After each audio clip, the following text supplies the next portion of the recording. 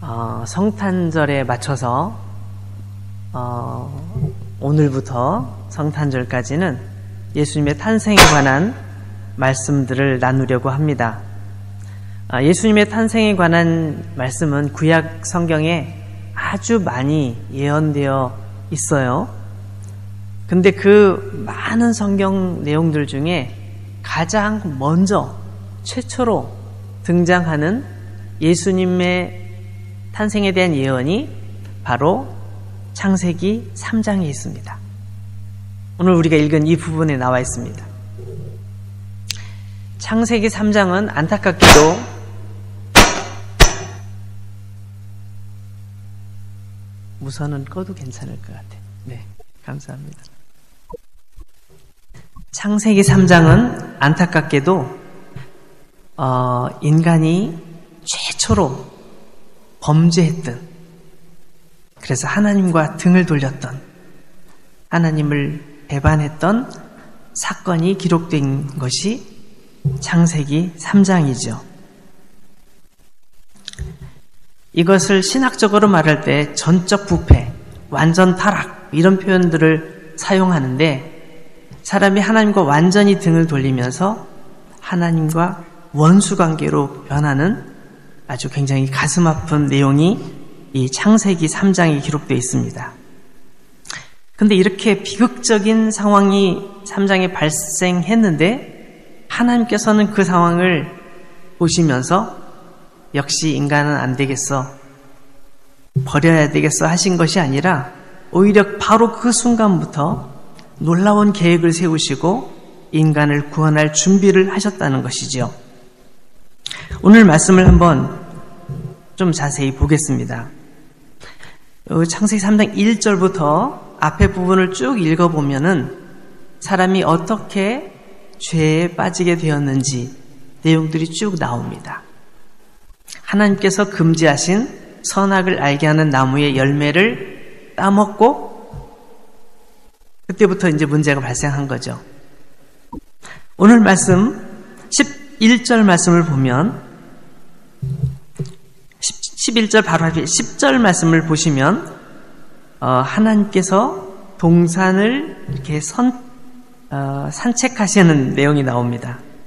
8절을 제가 한번 읽어볼게요. 그들이 날이 서늘할 때에 동산에 거니시는 여호와 하나님의 음성을 듣고 아담과 그 아내가 여호와 하나님의 낯을 피하여 동산 나무 사이에 숨은지라. 하나님께서, 이건 의인화한 표현이죠. 하나님께서 에덴 동산을 거닐고 계셨습니다. 그 소리를 아담과 하와가 듣고 깜짝 놀라서 나무 뒤에 숨게 되죠.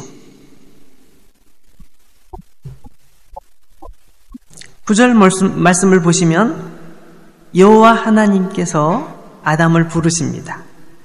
그에게 이르시되 내가 어디 있느냐? 내가 어디 있느냐? 10절 가로되 내가 동산에서 하나님의 소리를 듣고 내가 벗었으므로 두려워하여 숨었나이다. 2장 25절 말씀을 보시면 아담과 하와가 옷을 하나도 입지 않고 있었지만 그들은 부끄러워하지 않았습니다. 부끄러울 이유가 없었습니다. 왜 부끄러워해야 되는지도 몰랐습니다. 그런데 갑자기 여기서 부끄러움을 느끼게 되는 거예요. 부끄러움을 느끼고 얼굴이 뜨끈뜨끈 달아오르고 사람들 누구 만나는 걸 부끄러워하면서 자리를 피하는 거예요. 왜 그랬을까요? 누가 가르쳐 줬을까요?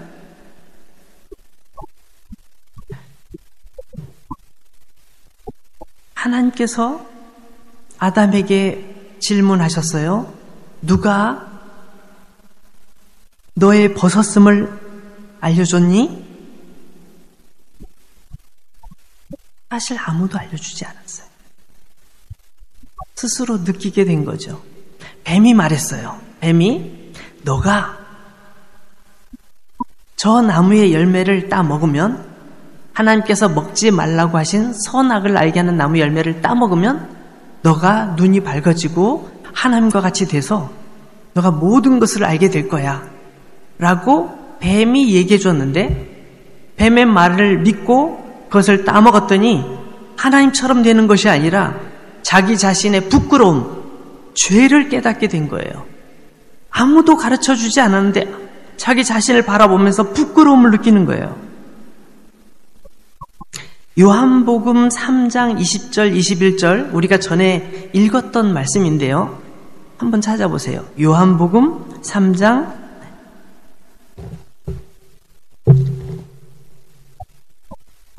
예배 시간에 조용히 들으면 되게 편할 텐데 왜 자꾸 성경을 찾으라고 하나 이렇게 생각하지 마시고, 올해는 내가 성경을 잘 찾는 사람이 될 거야 이렇게 생각하고 긍정적으로 생각하면서 한번 찾아보세요.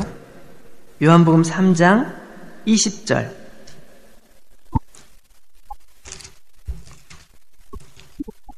요한복음 3장 20절 말씀.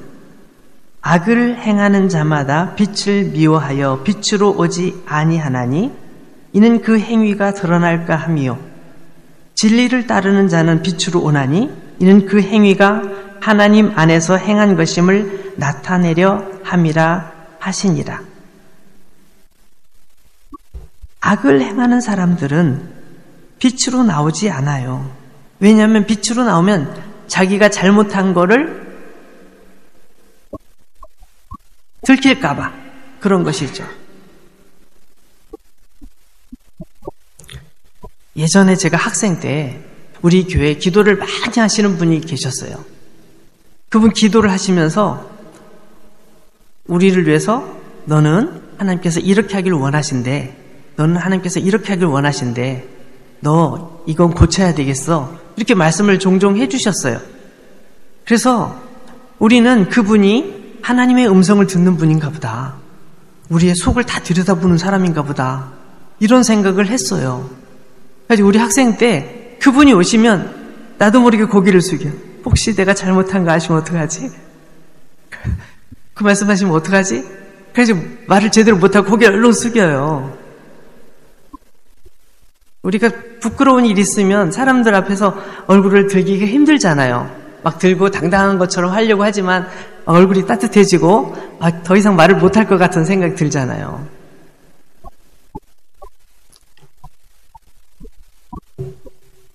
하나님께서 아담과 하와의 모든 행동을 모르셨을까요?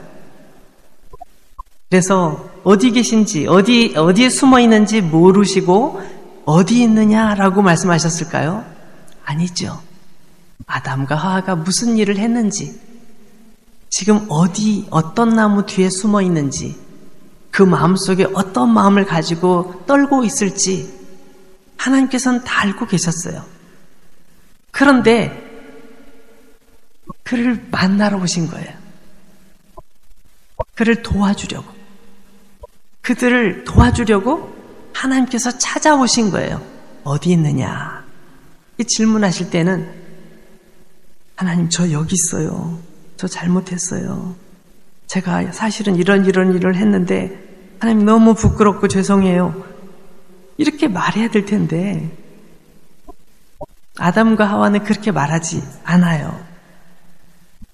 10절 말씀 보면 내가 동산에서 하나님의 소리를 듣고 내가 벗었으므로 두려워하여 숨었나이다. 아담은 전에 두려워하지 않았어요. 부끄러워하지도 않았고 하나님과 함께 있는 것이 너무너무 행복했어요. 에덴 동산을 말할 때 뭐라고 말해요? 파라다이스. 파라다이스는 뭐예요? 이 세상 그 어디에서 찾을 수 없는 행복한 곳, 슬픔이 없고 두려움이 없는 곳, 아픔이 없는 곳을 파라다이스라고 말하잖아요. 에덴 동산이 그런 곳이었죠. 그곳에서 하나님과 늘 행복하게 지내고 있다 갑자기 상황이 바뀌어진 거예요.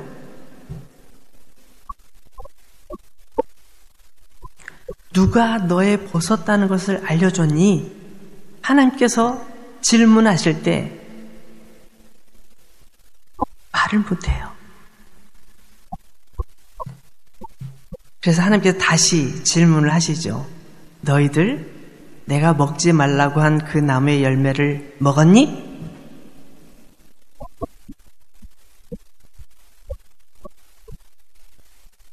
네, 맞아요. 제가 먹었어요.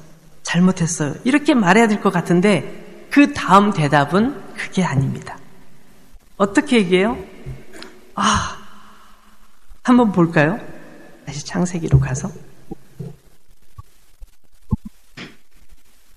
12절 아담이 이르되 하나님이 주셔서 나와 함께 있게 하신 여자 그가 그 나무 열매를 내게 주므로 내가 먹었나이다.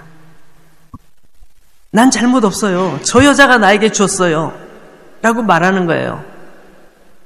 내가 분명히 잘못했음에도 불구하고 책임이 나에게 있음에도 불구하고 내가 책임 있다고 말하지 않고 다른 사람에게 책임을 전가해요. 여러분, 사람이 죄가 들어오면 특징 중에 하나가 이것은 내가 잘못한 게 아니야 라고 자꾸 회피한다고 그래요. 지금 여기에 그 모습이 나오고 있죠. 저 여자 때문이에요.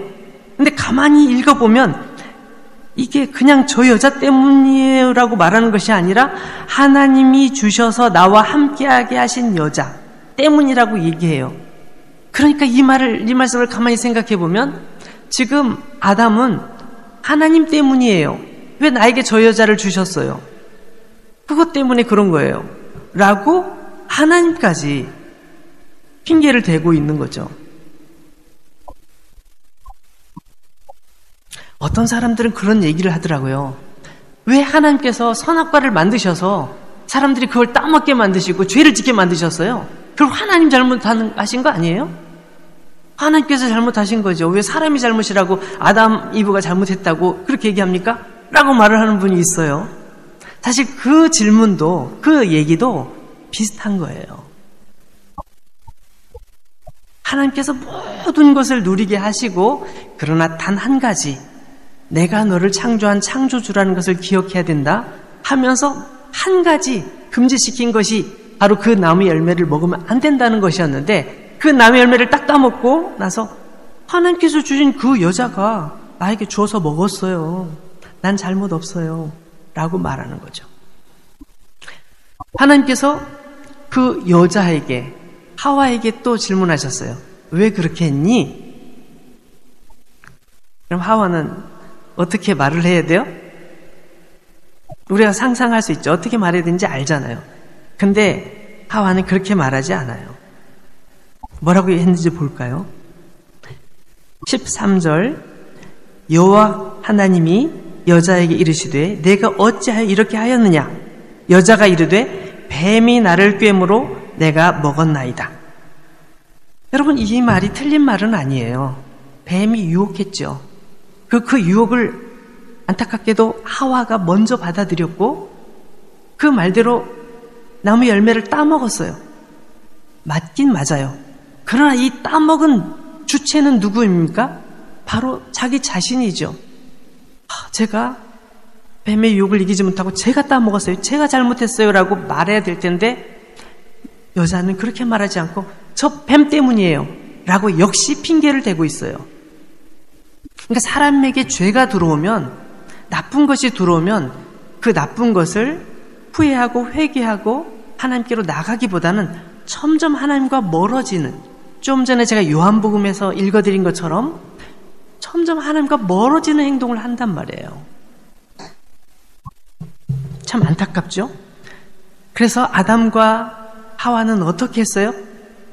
무화과나무 잎사귀로 치마를 만들어서 몸에 부끄러운 것을 가렸어요. 여러분, 몸을 가리면 사람들이 안 보면 부끄러움이 사라질 것 같지만 사라지지 않죠. 내 마음속에 그 부끄러움은 여전히 남아있어요. 나를 여전히 부끄럽게 해요. 왜냐하면 하나님께서 나를 보고 계시다는 걸 내가 알기 때문에, 내가 사람들의 눈은 가리지만 하나님의 눈을 가릴 수 없다는 것을 알기 때문에 그게 편하지가 않은 거예요. 두려움과 부끄러움이 여전히 속에 있는 거예요. 나무 사이에 숨으면 하나님께서 못 보실까? 이게 아담과 하와의 생각이었지만 사실 하나님은 다 알고 계셔요.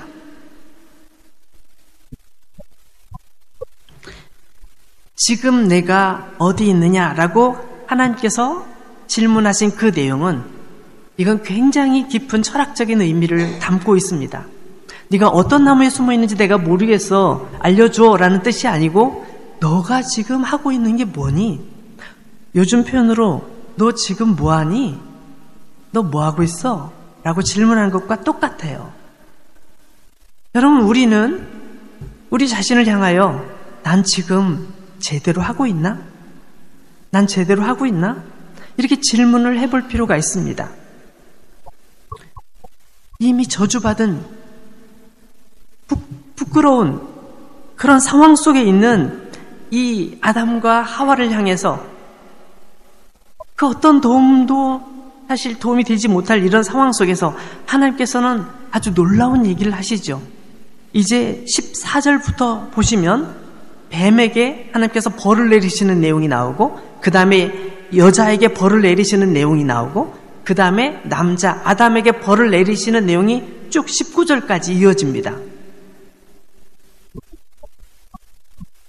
여자에게는 임신하는 고통을 더 크게 하신다고 말씀하셨고, 자식을 수고하여 자식을 낳을 것이라고 말씀하셨고, 또 아담에게는 너로 말미암아 땅이 저주를 받을 건데 너가 열심히 땀 흘려서 일해야만 소득을 얻을 건데 평생 수고해야 너희들이 먹을 것을 얻게 될 거야. 남자는 죽도록 일해야 될 거고, 여자는 아기를 낳는 고통을 겪어야 되는 이런 고통들을 쭉 말씀을 해주셨는데 14절 15절 말씀에 굉장히 중요한 게 담겨 있어요. 제가 읽어봅니다. 여호와 하나님이 뱀에게 이르시되 내가 이렇게 하였으니 내가 모든 가축과 들의 모든 짐승보다 더욱 저주를 받아 배로 다니고 살아있는 동안 흙을 먹을지니라. 내가 너로 여자와 원수가 되게 하고 내 후손도 여자의 후손과 원수가 되게 하리니 여자의 후손은 내 머리를 상하게 할 것이요 너는 그의 발꿈치를 상하게 할 것이니라. 자, 여자와 원수 된다는 것까지는 충분히 이해할 수 있죠. 서로 원수가 되겠죠. 너 때문이야. 그래, 약 오르지? 옳거니? 이러면서 서로 약 올리고 여자는 뱀을 미워하고 하겠죠. 그런데 그 뒤에 보면 보통 유대인들이 잘 사용하지 않는 표현을 하나 사용한 게 있습니다. 여자의 후손이란 말이 나와요. 내 후손도 여자의 후손과 원수가 되게 하리니 여자의 후손은 내 머리를 상하게 할 것이요 너는 그의 발꿈치를 상하게 할 것이니라. 여러분, 유대인들은 후손을 말할 때 우리도 보통 마찬가지죠. 자녀를 낳을 때 남자 혼자 낳을 수 있습니까? 아니죠. 여자 혼자 낳을 수 있습니까? 아니죠. 남자와 여자가 함께 결혼해서 아이를 낳는 거잖아요. 그런데 보통 남자의 성을 따르잖아요. 그죠? 남자의 성을 따라서 최가성을 가진 사람은 최아무개라고 아들 이름이, 딸 이름이 이렇게 붙어요. 맞잖아요? 유대인들은 어떨까요? 유대인들도 마찬가지. 오히려 유대인들은 더 심합니다. 여러분, 대표적으로 우리 성경에서 마태복음 1장에 보면 사람 이름이 계속 낳고가 나오잖아요. 우리 거기 한번 찾아보겠습니다. 이 재미있는 게 뭐냐면 마음을 굳게 먹고 이제부터 성경을 읽어야지 딱 마음 먹고서 제일 먼저 읽는 데가 보통 신약성경을 처음부터 마태복음부터 끝까지 읽을 거야 라고 생각하고 마태복음 1장을 쫙 펴가지고 읽기 시작하는 거예요. 그죠? 그런데 읽다 보면 계속 사람이 이름이 나오니까 재미 하나도 없고 무슨 말인지도 모르고 이 사람이 누군지도 모르고 읽기도 힘드니까 여기서 포기해요. 근데 여기에 중요한 몇 가지가 있어요. 자, 한번 읽어보겠습니다. 제가 아브라함과 다윗의 자손 예수 그리스도의 계보라. 이 이름들은 예수님의 족보라는 거예요. 예수님께서 태어나실 때까지 그 족보가 나와 있는 거니까 우리가 눈을 부릅뜨고 봐야 되겠죠.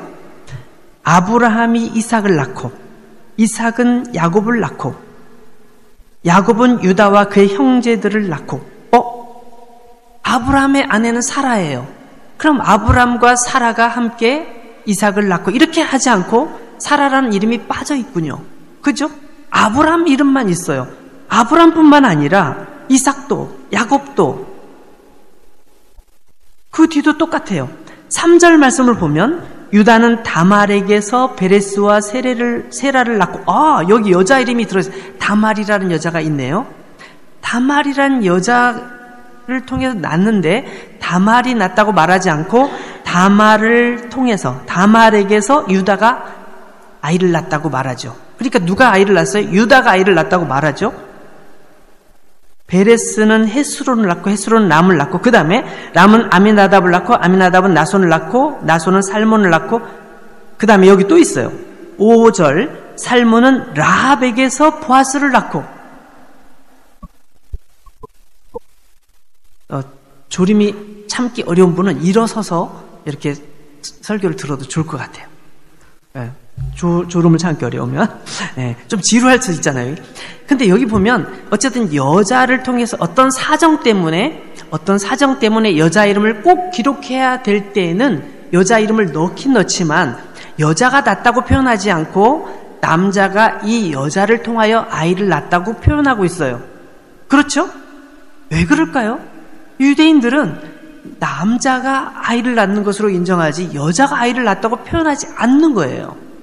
그래서 여기에 계속 그렇게 나와 있어요. 5절에 살몬은 라합에게서 보아스를 낳고, 이렇게 쭉 나오잖아요. 쭉 나와요. 자, 6절에도 또 나옵니다. 이 새는 다윗 왕을 낳으니라. 다윗은 우리아의 아내에게서 솔로몬을 낳고. 여러분 잘 알죠? 다윗이 정말 하나님께 충성된 사람이었지만 한 가지 나쁜 짓을 한 게 있어요. 뭐였습니까? 자기 부하의 아내를 뺏은 거예요. 그 부하의 이름이 우리아예요. 우리아의 아내를 빼앗아서 그 아내와 결혼해서 아이를 낳은 게 솔로몬입니다. 그런데 여기서도 우리아의 아내가 애를 낳았다고 낳았다고 하지 않고 우리아의 아내를 통해서 다윗이 낳았다고 그렇게 표현하는 거예요. 이 마태복음에 여자 이름이 5번 나와요. 지금 제가 4명을 얘기했어요. 4명이 있어요. 마지막 1명은 어떨까요? 마지막 1명을 찾아보겠습니다. 자, 제일 밑으로 가서 16절 보겠습니다. 야곱은 마리아의 남편 요셉을 낳았으니 마리아에게서 그리스도라 칭하는 예수가 나시니라. 누가 낳습니까? 요셉이 낳습니까? 아니요. 여긴 요셉이 낳았다고 말하지 않고 마리아의 남편은 요셉이야 라고 얘기해주고 있지만 낳은 사람은 누구예요? 마리아가 낳은 거예요. 마태복음 이상하게도 여기 사람들이 이렇게 태어날 때 다 남자가 낳았다고 다 얘기하다가 마지막 예수님에 대해서는 남자가 낳지 않았고 그 사람은 남편일 뿐이야 라고 딱 금을 그어버려요. 이상하지 않아요? 그럼 예수님은 누구의 후손이에요? 여자의 후손이 되는 거죠. 이 족보대로 말한다면 여자의 후손이 되는 거예요.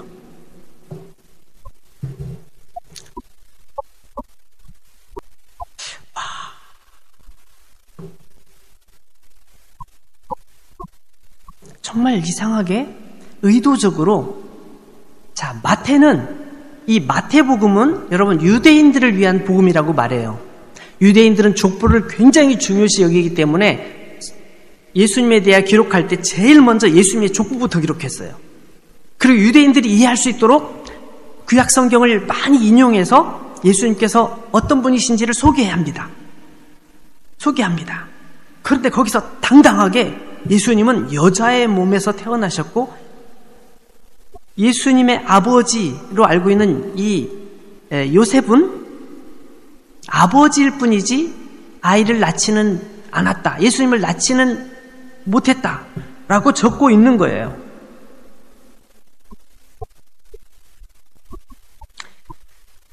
자, 우리 창세기로 다시 한번 가서 아까 본문을 다시 읽어봅니다. 창세기 3장 15절 내가 너로 여자와 원수가 되게 하고 내 후손도 여자의 후손과 원수가 되게 하리니 여자의 후손은 내 머리를 상하게 할 것이요. 머리를 상하게 한다는 것은 뭐예요? 완전히 생명을 잃게 하는 것을 얘기해요. 너는 그의 발꿈치를 상하게 할 것이니라. 발꿈치를 상하게 한다는 건 뭐예요? 치명상을 준다는 거예요. 몸에 아주 큰 상처를 줘서 아프게 고통스럽게 힘들게 만든다는 거예요. 근데 뱀은 누구를 상징해요? 그렇죠. 사탄을 상징하잖아요. 사탄은 계속하여 여자의 후손을 괴롭히고 힘들게 만들 것이다. 그 여자의 후손이 누구예요? 예수 그리스도를 말한다고 했죠. 예수 그리스도께서 이 땅에 오셨을 때 예수 그리스도를 계속 괴롭히는 게 누구예요? 사탄이죠. 예수님께서 공생애를 시작하시기 전에 30년 동안 부모님과 함께 잘 지내다가 이제 30세쯤 되어서 공적인 생애를 시작하셨어요. 처음 하신 게 뭐예요? 세례 요한에게 세례를 받으시고 그 다음에 광야에 가셔서 광야에서 기도하셨어요. 40일 동안 기도하실 때 그때 사탄이 찾아와서 3가지 시험을 합니다. 제가 시간이 많이 걸리기 때문에 요거 3가지 생략을 할 테니까 우리 성경을 한번 찾아보세요. 마태복음에서 3가지 시험을 합니다. 어떻게 해서든지 예수를 무너뜨리려고 합니다. 근데 예수님께서 3가지를 당당히 다 통과하시니까 거기를 떠나가죠. 잠시 떠나가요. 그러나 계속 사람들을 통해서 예수님을 괴롭힙니다. 계속 어디까지? 십자가에 돌아가실 때까지. 예수님께서 십자가에서 돌아가실 때까지 계속 괴롭히죠. 그리고 결국 예수님께서 십자가에서 피 흘리며 죽으셨습니다. 사탄이 행복했습니다. 야, 나의 승리! 드디어 내가 이겼어! 라고 소리를 지르는데 예수님께서 3일 뒤에 다시 살아나셨죠. 바로 그 부분을 함축해서 창세기 3장 15절 말씀에 너는 그의 발꿈치를 상하게 할 것이지만 그는 너의 머리를 부셔버릴 거야 라고 말씀하고 있는 것이죠. 예수님께서는 이 땅에 오셔서 사탄에게 큰 시련들을 많이 당하셨습니다. 많은 사람들을 통해서 고난을 겪으셨지만 그 고난에 굴복하지 않고 끝까지 사탄을 물리치셨습니다. 그래서 예수님께서는 이 말씀을 이 구약 성경에 나와 있는 이런 부분들을 인용해서 여러 차례 말씀하시면서 한번 찾아볼까요? 마태복음 13장에 보면 예수님께서 이런 말씀을 하셨습니다. 마태복음 13장 35절 말씀. 마태복음 13장 35절 이는 선지자를 통하여 말씀하신 바 내가 입을 열어 비유로 말하고 창세부터 감추인 것들을 드러내리라 함을 이루려 하심이라. 창세부터 감추인 것들. 언제부터요? 창세부터. 세상이 창조될 때부터. 아담과 하와는 세상이 창조될 때 하나님께 창조된 사람들이었죠. 그때도 하나님께서는 예수 그리스도를 통해서 역사하고 계신 것을 지금 이렇게 예수님께서 다시 선포하십니다. 창세부터 감추인 것들을 드러내리라 함을 이루려 하심이라. 이렇게 말씀하고 있습니다. 사도 바울도 여러 차례 예수님에 대해서 말씀했는데 한번 찾아볼까요? 에베소서 1장. 에베소서는 어디 있을까요?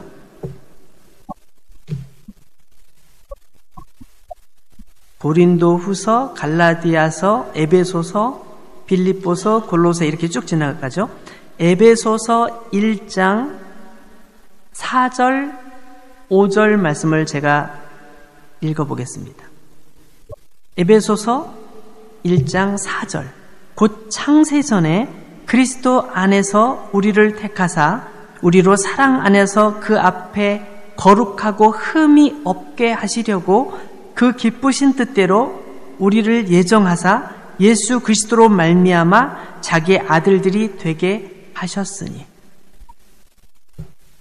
창세 전에 아주 오래전에 우리가 그분을 알기도 전에 그분은 우리를 알고 계셨고 우리를 향한 놀라운 계획을 갖고 계셨고 창세기 3장 15절에 드러난 것처럼 그분께서는 이미 그때 계획을 가지고 우리를 구원하려고 하셨습니다. 우리로 사랑 안에서 그 앞에 거룩하고 흠이 없게 하시려고 그분이 기뻐하시는 뜻대로 우리를 예정하셨다고 이렇게 말씀합니다. 여러분, 사도 베드로는 베드로서를 기록했죠. 베드로서. 신약성경 거의 끝에 부분에 보면 베드로서가 나오는데 베드로전서 1장을 한번 보겠습니다. 베드로전서 1장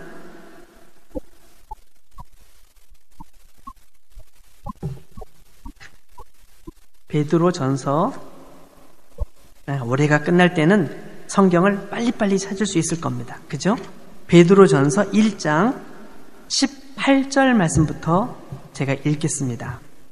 너희가 알거니와 너희 조상이 물려준 헛된 행실에서 대속함을 받은 것은 은이나 금같이 없어질 것으로 된 것이 아니요 오직 흠 없고 점 없는 어린 양 같은 그리스도의 보배로운 피로 된 것이니라.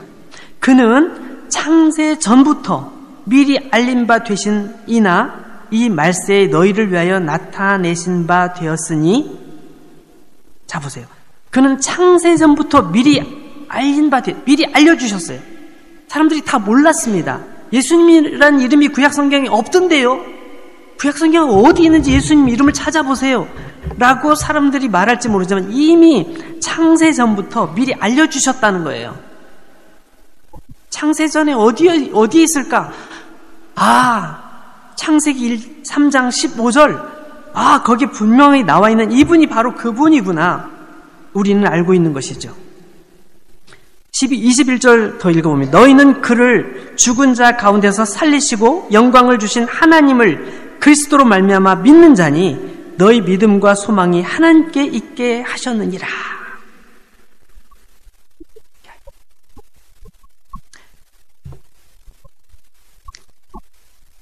구약성경에 보면 이사야는 7장 14절에 정말 정확하게 이렇게 예언했어요. 주께서 친히 징조를 너에게 주실 것이라. 그러면서 보라, 처녀가 잉태하여 아들을 낳을 것이요 그의 이름을 임마누엘이라 하리라. 임마누엘이라 하리라.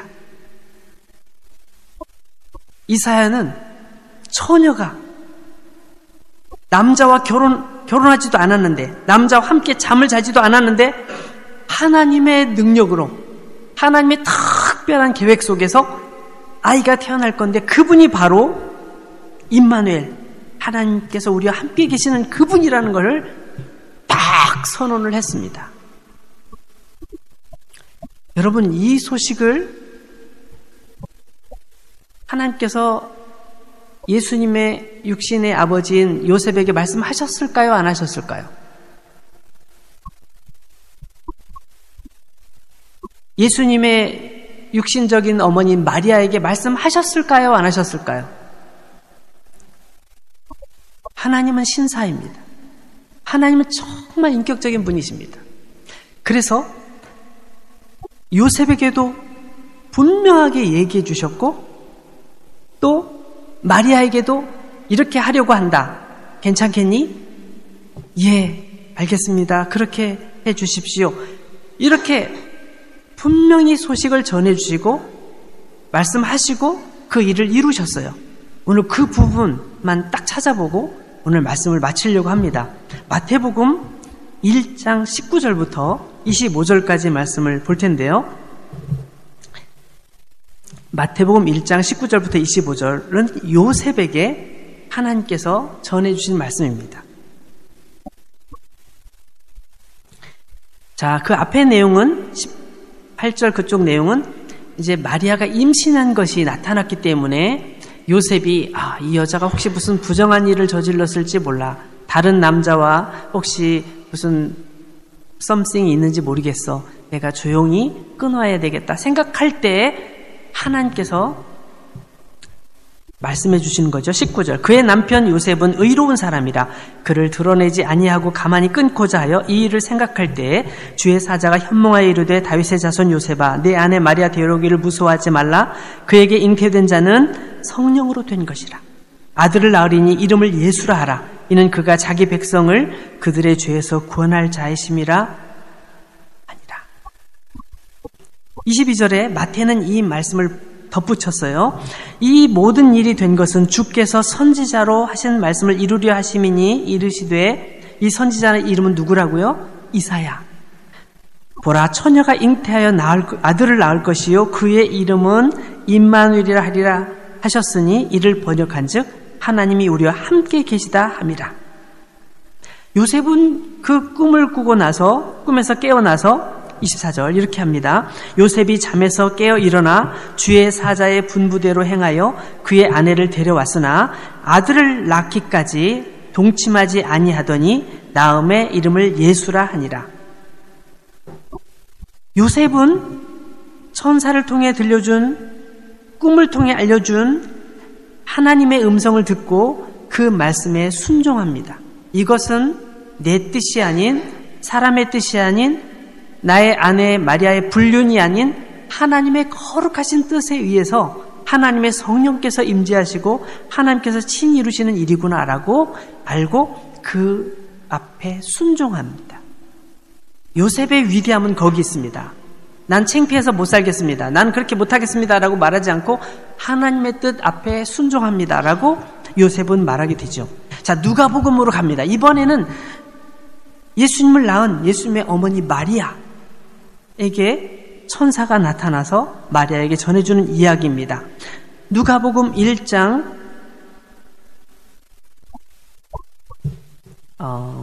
26절부터 보겠습니다.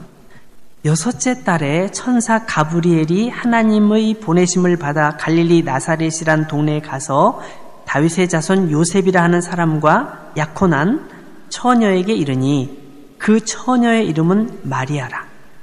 그에게 들어가 이르되 은혜를 받은 자여 평안할지어다.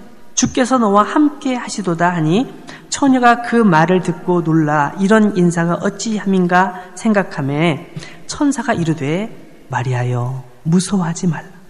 내가 하나님께 은혜를 입었느니라. 보라 내가 잉태하여 아들을 낳으리니 그 이름을 예수라 하라.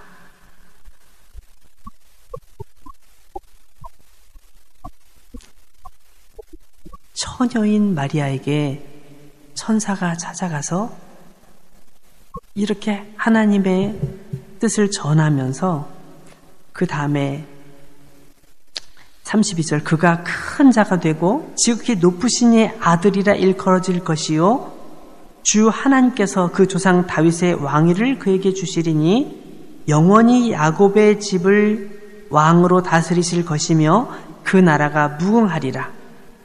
이런 표현들은 신에게만 그러니까 하나님께만 사용하는 표현들인데 그 표현을 마리아가 임신하여 낳게 될 그 아기에게 붙이고 있습니다. 이거는 바로 그분이 하나님이심을 하나님의 아들 예수 그리스도이심을 보여주는 명확한 증거들입니다. 마리아는 이 소식을 듣고 엄청나게 놀랐어요. 도대체 이게 어찌된 일인가? 나에게 어떻게 이런 일이 있을 수 있지? 굉장히 당혹스러웠지만 38절 말씀 보면 그도 결심합니다. 마리아가 이르되 주의 여종이오니 말씀대로 내게 이루어지이다.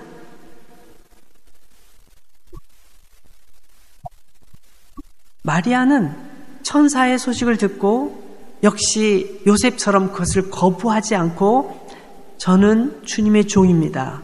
저에게 그 모든 일이 이루어지기를 바랍니다. 라고 그것을 수락합니다. 그렇게 하겠습니다. 라고 수락하자 그제서 천사가 떠나가죠. 어쩌면 남자보다도 여자가 느끼는 두려움은 더 컸을지 모릅니다. 그래서 그렇게 친절하게 자세히 설명해 주시고 그리고 마리아가 수락할 때까지 기다렸다가 수락하는 걸 보고 천사가 떠나는 장면이 나와 있습니다. 우리는 성탄절마다 우리 찬양을 드립니다. 그 어린 주 예수 눌 자리 없어 구유에 누워 주무시는데 그 모습이 참 아름답다고 우리가 찬양하죠. 성탄절에 보는 예수님은 정말 갓난아기, 정말 예쁘긴 하지만 아무것도 하실 수 없을 것 같은 그런 아주 정말 약한 아기 같은 모습이지만 그분이 온 세상을 구원하고 우리를 구원하러 이 땅에 오셨다는 사실이 우리를 행복하게 하고 기쁘게 합니다. 우리가 아까 아담과 이브에 대해서 길게 얘기했잖아요. 아담과 이브는 정말 그 유혹에 빠져서 죄를 짓고 우리 모든 인류에게 죄를 가져온 불행한 사람들이지만 하나님께서는 예수 그리스도를 준비하셔서 우리 온 인류가 죄에서 벗어날 수 있도록, 죄와 사망에서 벗어날 수 있도록 은혜를 베푸신 것이죠. 바로 그분이 예수 그리스도이십니다. 예수 그리스도는 그냥 죽음을 이기셨을 뿐만 아니라 우리처럼 고난도 당하셨습니다. 슬픔도 겪으셨고 눈물도 흘리셨습니다. 때로는 채찍에 맞으셔서 피도 흘리셨습니다. 그 모든 고통 속에 참으시면서 우리가 겪어야 되는 모든 고통을 아시고 그 고통을 위해 중보하시면서 기도해 주시는 분이 예수 그리스도라고 말씀해 주셨습니다. 우리의 모든 죄를 용서하시기 위해서 이 땅에 오신 예수 그리스도를 기억하면서 이번 성탄절에 정말 온 힘을 다해 그분을 찬양하는 저와 여러분들이 되었으면 좋겠습니다. 같이 기도하겠습니다. 아주 오랜 옛날에 우리가 태어나기 훨씬 전에, 아니 인류가 시작될 초기에 이미 하나님께서는 예수 그리스도를 우리에게 보내주실 계획을 세우셨습니다. 창세 전에 그 계획을 세우시고 그 계획을 2000년 전에 이루셨습니다. 우리가 그 혜택을 누리고 은혜를 누리는데 정말 우리가 그 은혜에 항상 감격하고 감동하며 살아가는 모두가 될 수 있도록 해 주옵소서.